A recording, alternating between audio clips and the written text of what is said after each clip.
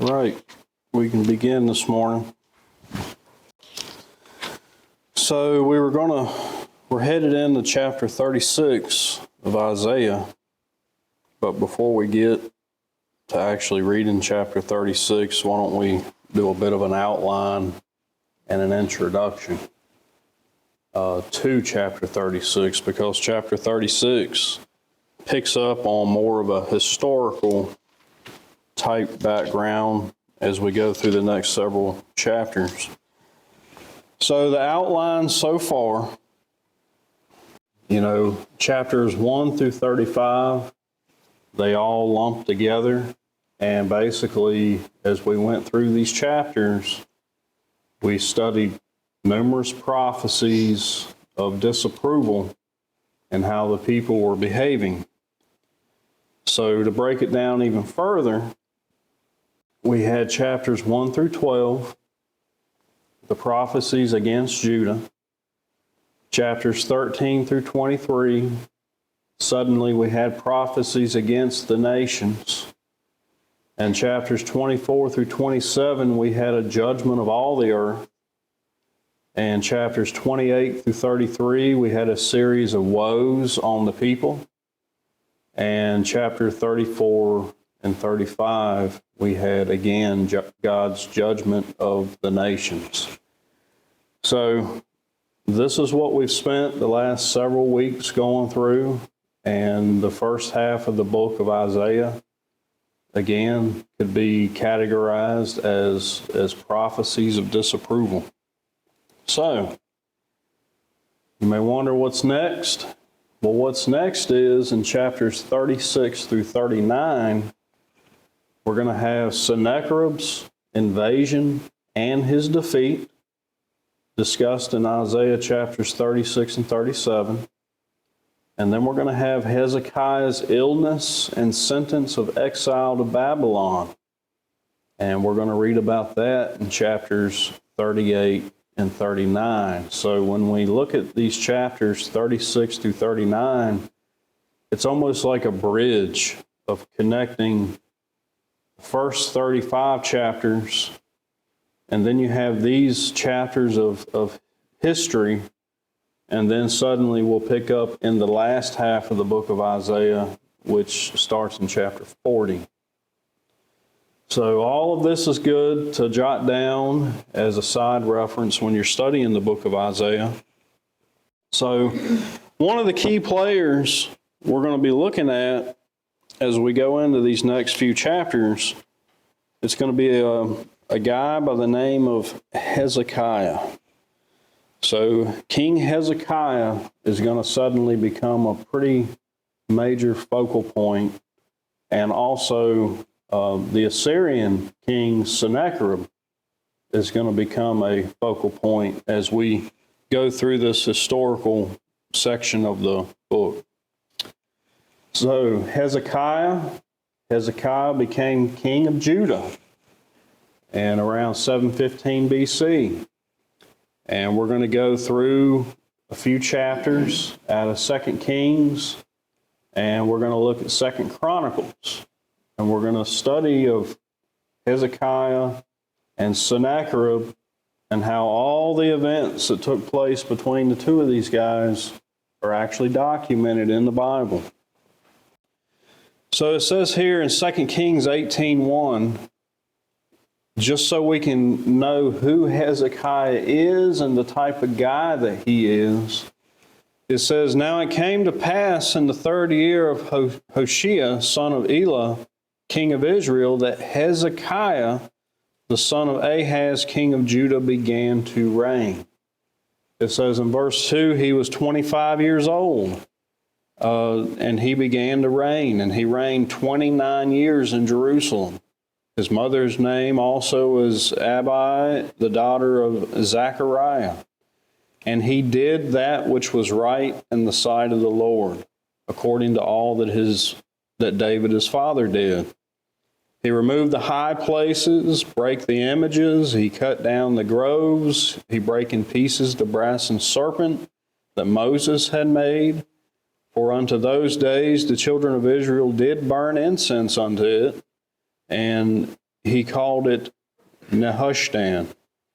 And verse 5, it says that Hezekiah trusted in the Lord God of Israel, so that after him was none like him among all the kings of Judah, nor any that were before him. So, we have a brief description here of Hezekiah and the kind of king that he was. And you can see here that he really made some strides in trying to get things back on track. The people have gotten off base. So when we look at Hezekiah, we saw that Hezekiah established the service of the house of the Lord, and Hezekiah reinstated the feasts, and he invited all Israel. Another couple chapters that we're going to dig into a little bit later is going to be 2 Chronicles, chapters 29 and then chapter 30. It says in chapter 29, verse 3, it says, "In the first year of his reign, in the first month, opened the doors of the house of the Lord and repaired them." So, he wasted no time in trying to reestablish the service of the house of the Lord. In chapter 30, verse 1 of 2 Chronicles, "And Hezekiah sent to all Israel and Judah, and wrote letters also to Ephraim and Manasseh, that they should come to the house of the Lord and Jerusalem to keep the Passover unto the Lord God of Israel."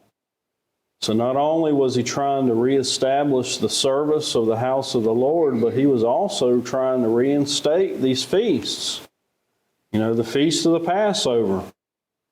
And he invited all Israel to do this. So he was really trying to get things back to where the people could be pleasing unto God. So, when you look at Hezekiah's reign, you know, it was summed up by these words that are mentioned in 2 Chronicles chapter 31. It says, "And thus did Hezekiah throughout all Judah, and wrought that which was good and right and truth before the Lord his God.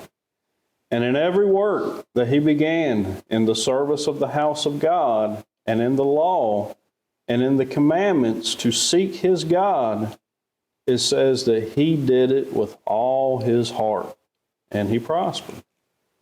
So Hezekiah, king of Judah, you know, what better words to describe you as an individual than this? That you would be looked at and described as someone who was good and right and truthful before the Lord God, and that you would be described as someone who did it with all his heart. He truly had some good intentions. He was really trying to fix things.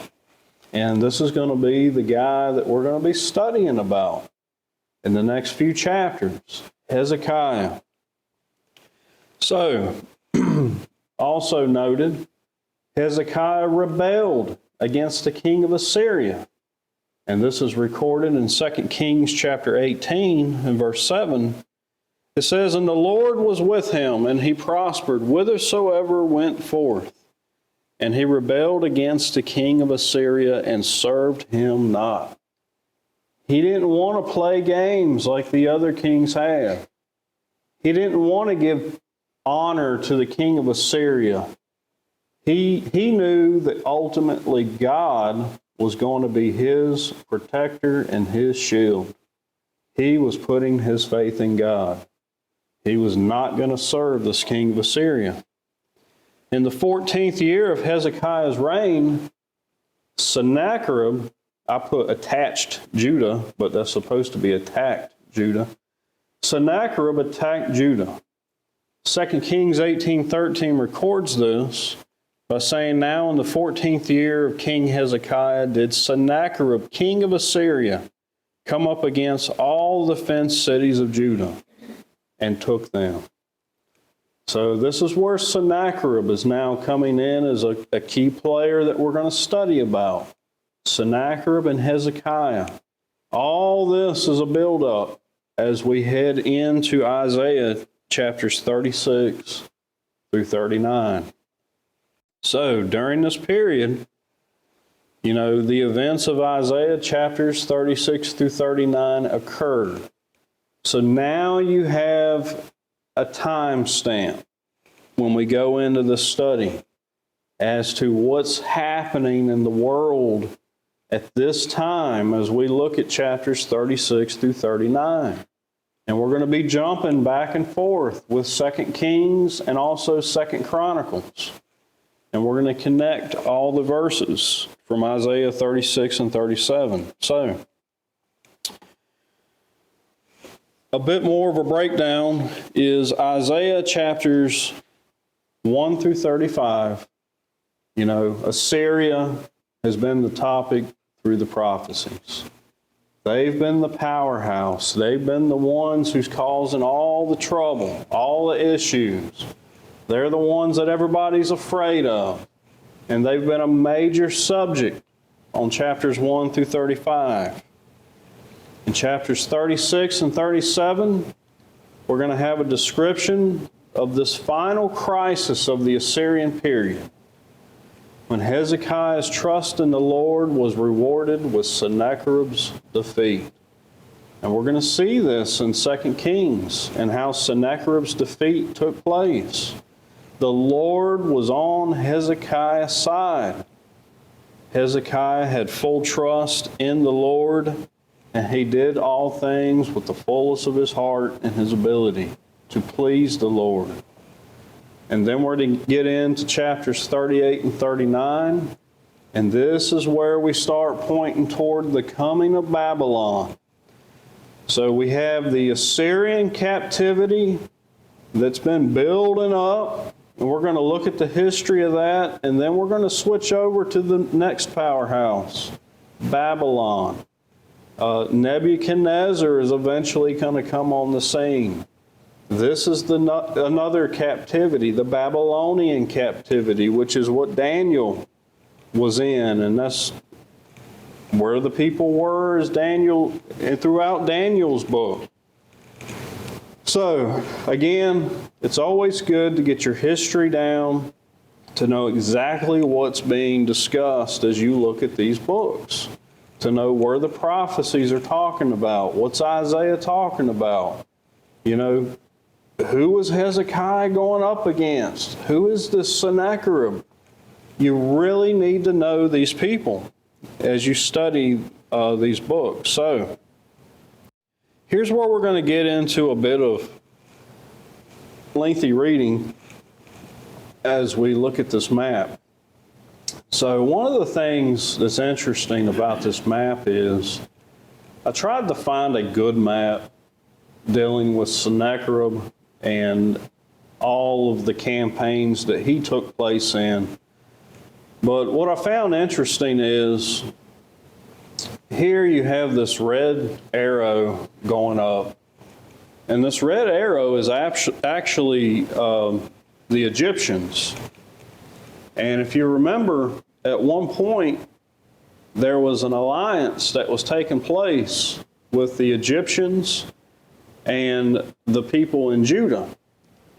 Well, here in, I'll mispronounce this, I know I will, but the El-Takeh city, in that area, Sennacherib saw the threat of the Egyptians making their way up and alliancing with Judah. So Sennacherib had his own army and company meet them in the city, and they actually had a battle that took place. And Sennacherib was able to put a stop to the aid of the Egyptians that were coming from the south.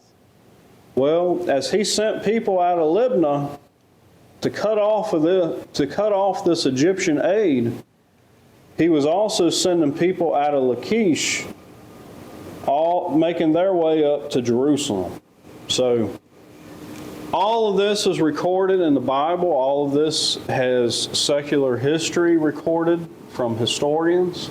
And it's a very interesting read if you ever dive deeper into it. as to the different campaigns. But if you remember correctly, we read about Libnah and Lachish, and how the Assyrians came and took those cities over. And here we can see the plan of action after that. They separated. They went to cut off this Egyptian aid, and they were headed over here to Jerusalem, which was his focus anyway, to try to take them over. So what we have here at this point, I'd like for us to turn and let's read some of these accounts in our Bibles so that we're familiar with it. So to start off with, let's go to the book of 2 Kings in chapter 18. And again, this will be a bit of a lengthy reading. And just for those who would be watching this later on YouTube, you may not be able to hear the folks in the audience reading, but basically what we're about to read is 2 Kings chapter 18, starting in verse 13, and we're going to go through 2 Kings chapter 19, verse 37. Then we're going to turn to 2 Chronicles chapter 32.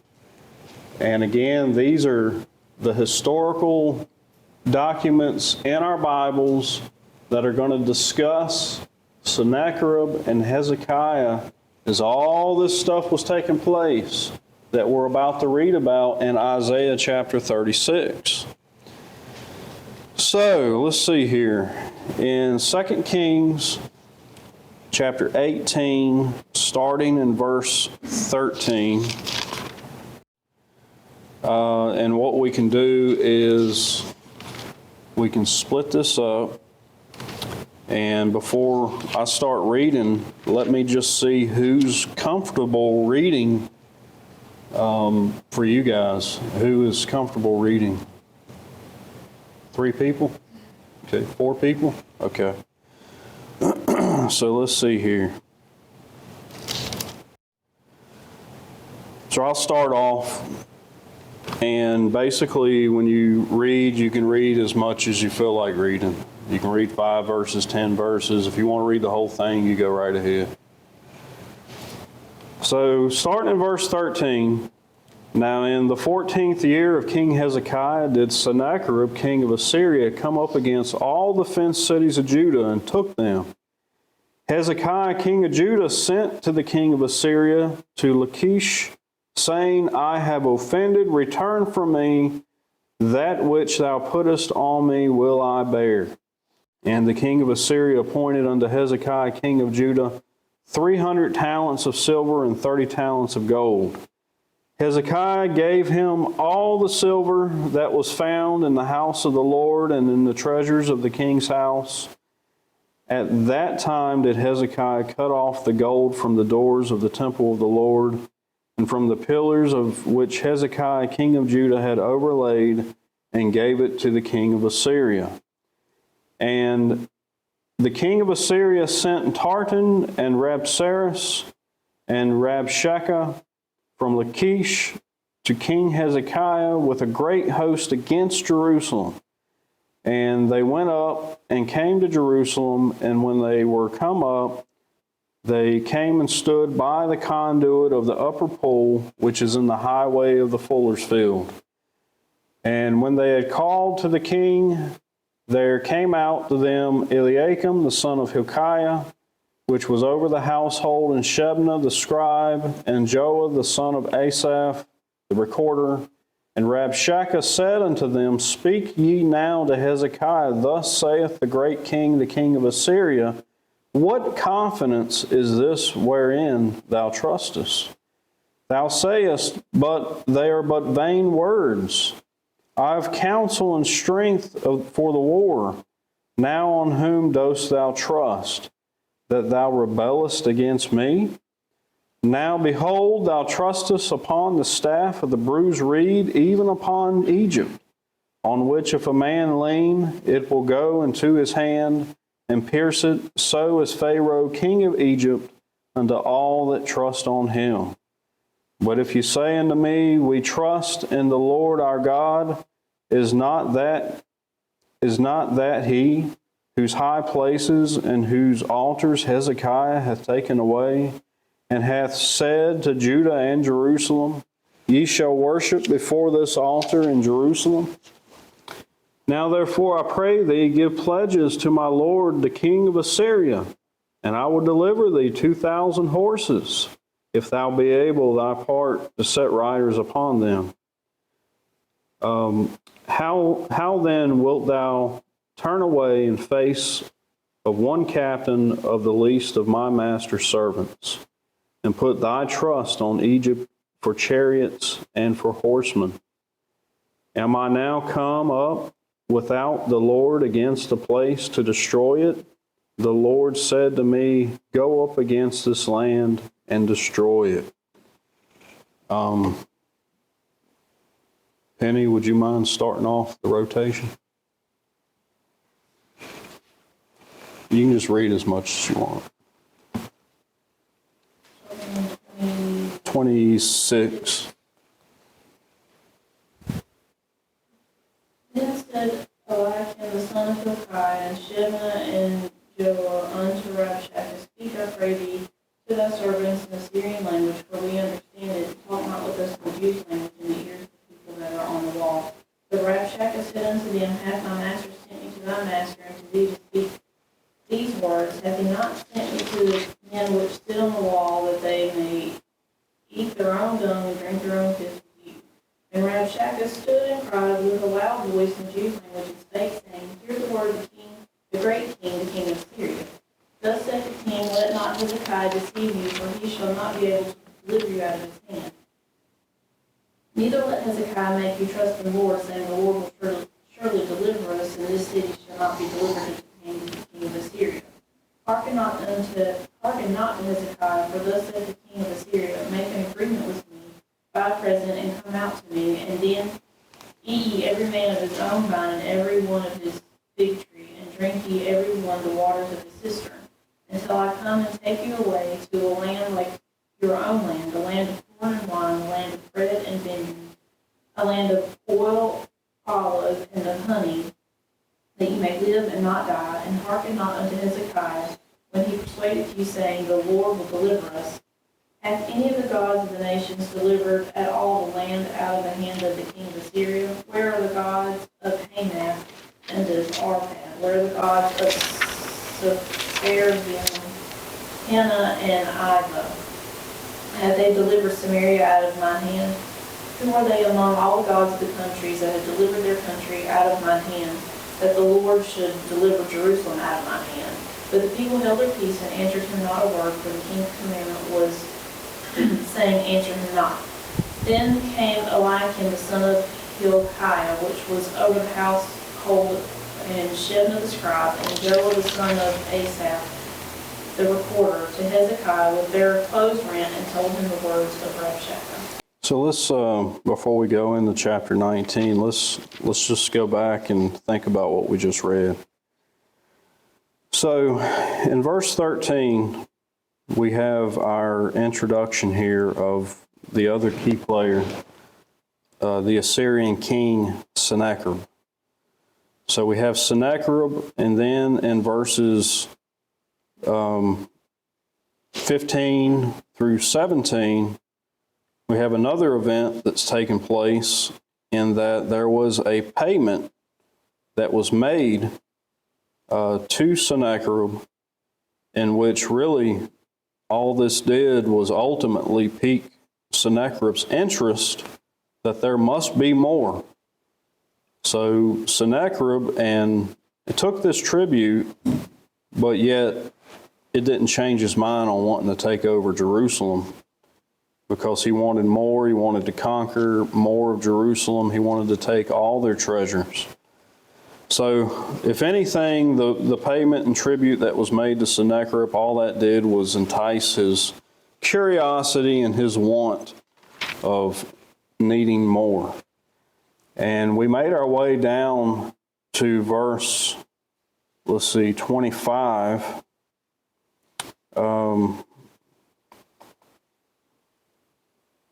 In which we had this new name, Rabshakeh, which is mentioned. And when you look up these words, Rabshakeh, Rabsaris, Tartan, these are positions and ranks in the Assyrian military. So Tartan would be a second in command. Rabsaris would be like a chief officer. Rabshakeh would be like a chief aide. And then when we got down to verse 25, Rabshakeh claims that God basically is sending Sennacherib to Jerusalem to judge it. So we have all this taking place. We have the representatives of the Assyrian military basically saying these things, trying to put doubt in Hezekiah and cause doubt in his trust with the Lord. And then later on we see in verse 37, then Eliakim the son of Hilkiah, which was over the household, and Shebna the scribe, and Joah the son of Asaph, and the recorder to Hezekiah with their clothes rent, and told them the words of Rabshakeh. So basically, they tore their clothes. These are the three men of Hezekiah, and they were basically humiliated. They were full of grief and sorrow, and they were ashamed. So these are the events that's leading in now to chapter 19, and we'll go, let me see if we got to read the whole chapter. Yeah. So we'll finish out chapter 19 to see the events recorded in 2 Kings. Were you done reading, Penny? You were done, weren't you? Yeah, you were done. We'll move on. You mind reading, Clark? Y'all read verse 10. Yeah, that's fine. And it came to pass, when King Hezekiah heard it, that he rent his clothes and covered himself with sackcloth and went to the house of the Lord. And he sent Eliakim, which was over the household of Shebna the scribe, and the elders of the priests covered with sackcloth with Isaiah the prophet, the son of Amos. And they said unto him, Thus saith Hezekiah, This day is a day of trouble, and of rebuke, and of blasphemy, for the children are come to the birth, and there is not strength to bring forth. It may be the Lord thy God will hear all the words of Rabshakeh, who the king of Assyria, his master, has sent to reproach the living God, and will reprove the words which the Lord thy God hath heard. Wherefore lift up thy prayer for the remnant that are left. So the servants of King Hezekiah came to Isaiah. And Isaiah said unto them, Thus shall you say to your master, Thus saith the Lord. Be not afraid of the words which thou hast heard, with which the servants of the king of Assyria have blasphemed thee.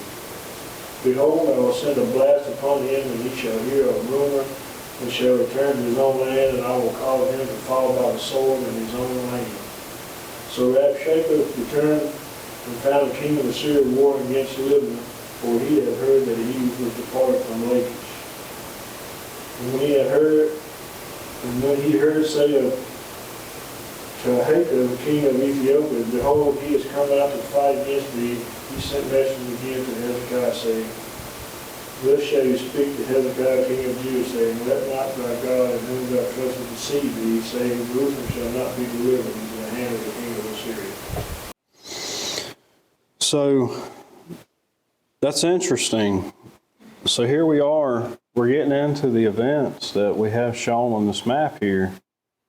Libnah was just mentioned as Clark was reading.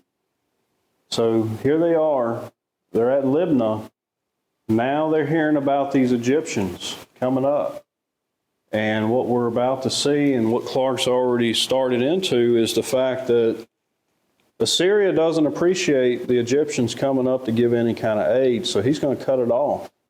And he's sending people out of Libnah. And this is what's taking place up here in this event where they clash and they fight each other. So let's go ahead and finish this chapter out. Then we'll go back and we'll go through the chapter to do a bit of a recap as to what we're talking about here. Angie, you want to go next? Behold, thou hast heard what the kings of Assyria have done to all lands by destroying them utterly, and shalt thou be delivered have the gods of the nations delivered them, which my fathers have destroyed, as Gozan and Haran and Rezeph and the children of Eden, which were in Thelasar? Where is the king of Hamath, and the king of Arpad, and the king of the city Sepharvaim of Hena and Ava? And Hezekiah received the letter of the hand of the messengers and read it. And Hezekiah went up into the house of the Lord and spread it before the Lord. And Hezekiah prayed before the Lord and said, O Lord God of Israel, which dwellest between the cherubims, thou art the God, even thou alone, of all the kingdoms of the earth. Thou hast made heaven and earth. Lord, bow down thine ear and hear. Open, Lord, thine eyes and see. And hear the words of Sennacherib, which hath sent him to reproach the living God. Of a truth, Lord, the kings of Assyria have destroyed the nations and their lands, and have cast their gods into the fire. For they were no gods, but the work of men's hands, wood and stone. Therefore they have destroyed them. Now therefore, O Lord our God, I beseech thee, save thou us out of his hand, that all the kingdoms of the earth may know that thou art the Lord God, even thou only. Then Isaiah the son of Amoz sent to Hezekiah, saying, Thus saith the Lord God of Israel, that which thou hast prayed to me against Sennacherib, king of Assyria, I have heard. Chapter. Yeah, if you want. This is the word that the Lord has spoken concerning him. The virgin, the daughter of Zion, hath despised thee and laughed thee to scorn. The daughter of Jerusalem hath shaken her head at thee. Whom hast thou reproached and blasphemed, and against whom hast thou exalted thy voice and lifted up thine eyes on high, even against the Holy One of Israel? By thy messengers thou hast reproached the Lord, and hast said, With the multitude of my chariots I will come up to the height of the mountains, to the sides of Lebanon, and will cut down the tall cedar trees thereof, and the choice fir trees thereof. And I will enter into the lodgings of the borders, and into the forest of this Carmel. I have digged and drunk strange waters, and with the sole of my feet have I dried up all the rivers of the besieged places. Hast thou not heard long ago how I have done it, and of ancient times that I have formed it? Now have I brought it to pass that thou shouldest be to lay waste its cities into ruinous heaps. Therefore their inhabitants were of small power, they were dismayed and confounded. They were as the grass of the field, and as the green herb, as the grass on the housetops, and as corn blasted before it be grown up. But I know thy abode, and thy going out, and thy coming in, and thy rage against me. Because thou rage against me, and thy tumult has come up into mine ears, therefore I will put my hook in thy nose, and my bridle in thy lips, and I will turn thee back by the way by which thou camest. And this shall be a sign unto thee, you shall eat this year such things as grow of themselves, and in the second year that which springeth up of the same. And in the third year sow ye and reap, and plant vineyards, and eat the fruits thereof. And the remnant that is escaped to the house of Judah shall yet again take root downward, and bear fruit upward. For out of Jerusalem shall go forth a remnant, and they that escape out of Mount Zion. The zeal of the Lord of hosts shall do this. Therefore thus saith the Lord concerning the king of Assyria, He shall not come into this city, nor shoot an arrow there, nor come before it with shield, nor cast it back against it. By the way that he came, by the same shall he return, and shall not come into the city, saith the Lord. For I will defend this city to save it, for mine own sake, and for my servant David's sake. And it shall come to pass that night that the angel of the Lord went out and smote from the camp of the Assyrians 184,500. And when they rose early in the morning, behold, they were all dead corpses. So Sennacherib, king of Assyria, departed and went and returned and dwelt at Nineveh. And it came to pass as he was worshiping in the house of Nisroch, his god, that Adramelech and Sherezer, his son, smote him with the sword. And they escaped into the land of Armenia, and Esarhaddon, his son, reigned in his stead. All right, so let's take a step back and let's analyze chapter 19 here like we did chapter 18. So we ended chapter 18 to where Hezekiah's 3 men were basically humiliated and in sorrow. They tore their clothes. And then here we have in verse 1 of 19, Hezekiah, it mentions sackcloth, which is the traditional clothing for mourning and grief. So this is the attitude, this is the atmosphere that they're in right now. In verse 2, we can see that Isaiah is now being mentioned as the prophet, the son of Amos. So Isaiah is talking to Hezekiah. And as we go through this chapter, like I said before with what Clark was reading at the beginning here, let's go verse by verse here. So in 6 and 7, and Isaiah said unto them, Thus shall ye say to your master, Thus saith the Lord, Be not afraid of the words which thou hast heard, with which the servants of the king of Assyria have blasphemed me. Behold, I will send a blast upon him, and he shall hear a rumor, and shall return to his own land, and I will cause him to fall by the sword of his own land. So Isaiah is assuring Hezekiah that God was going to deal with Sennacherib, the Assyrian king, as they're coming down trying to destroy things. He's given assurance that God's going to take care of you, Hezekiah. He's not going to turn his back on you. So we have assurance there coming from Isaiah the prophet. And then when you look at verses 32 through 34, the king of Assyria, we see ultimately is not going to capture Jerusalem. And at the end of the chapter here, we're going to see that he was actually killed. Let's see here. In verse 37, he was worshiping in the house of Nisroch, his god. And it says here, his own son smote him with the sword. So Isaiah is trying to tell them, stop stressing over this. Stop worrying. God is going to protect you.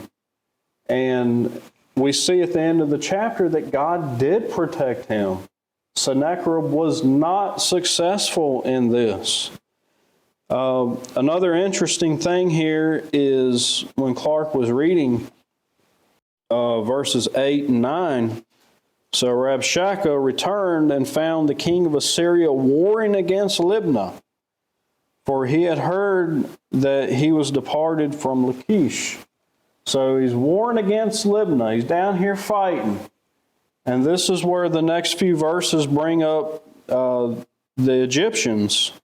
Let's see, in verse 9, and when he had heard say of Tirshakah, king of Ethiopia, behold, is come out to fight against thee, he sent messengers unto Hezekiah, saying, Thus shall ye speak to Hezekiah, king of Judah, saying, Let not thy God in whom thou trusted deceive thee, saying that Jerusalem shall not be delivered into the hand of the king of Assyria. So here we're getting into a bit of psychological warfare here. So the king of Assyria is basically trying to get in the mind of Hezekiah to make him afraid and scared by saying, don't fool yourself, Hezekiah. God's not going to stop me from coming and taking over Jerusalem. And he goes on in verse 7, Behold, thou hast heard what the kings of Assyria have done to all lands, by destroying them utterly, and shalt thou be delivered? And verse 12, Have the gods of the nations delivered them which my fathers have destroyed? And here he lists, as Gozan, Haran, Rezeph, the children of Eden, which were in Thelasar. Where is the king of Hamath, and the king of Arpad, and the king of the city of Sepharvaim, and Hena and Iva?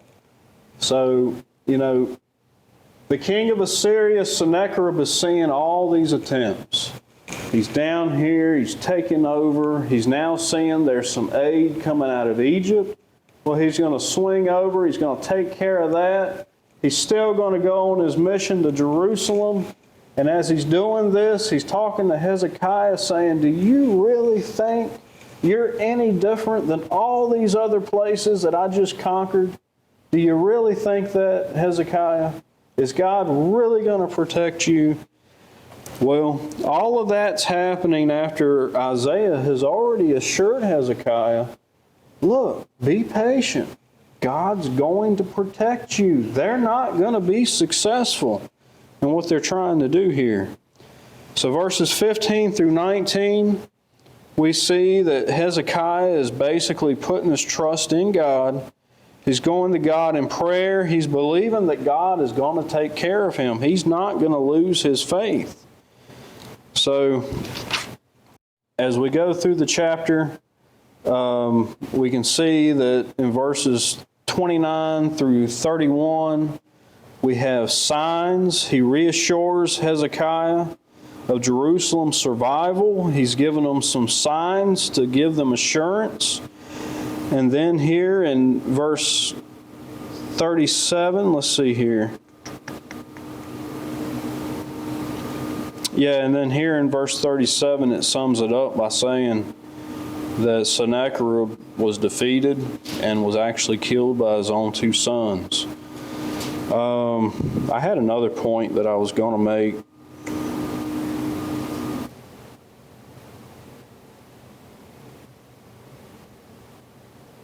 Oh, in verse 34, let's see here.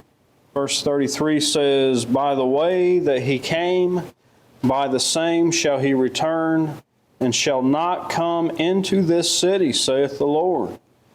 And in verse 34 it says, for I will defend this city to save it for mine own sake and for my servant David's sake. So when you look at how that's said and worded, and we're thinking about the city of Jerusalem, we're thinking about the promises that were made and the covenants that were made, and all this is being fulfilled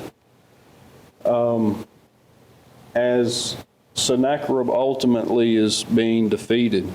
So as far as the covenants and the promises and Jerusalem be where God's name is, he put his name in that city, also known as the city of David. And all of what we just read, we're going to cover in Isaiah chapter 36 and 37 as we get into that. So before we do that, I did not realize it was going to take us that long to read 2 Kings. Well, I'll tell you what, make a note to do your own reading on the side of 2 Chronicles chapter 32. So put that down, 2 Chronicles chapter 32. It's going to help you understand as we go into our studies of Isaiah chapter 36 and 37. So what all this is building us up to, this is a bridge, and this is building us up to our study next week. Isaiah chapter 36 is going to be the Lord's deliverance. And again, chapters 36 and 37 record the history of the faithfulness of King Hezekiah and God's rescue of Jerusalem from the hands of Assyria. So, that is our introduction to Isaiah chapter 36. And please go and read 2 Chronicles chapter 32 to get even more detail as to what's taking place. So, any questions, comments? If not, we will end class.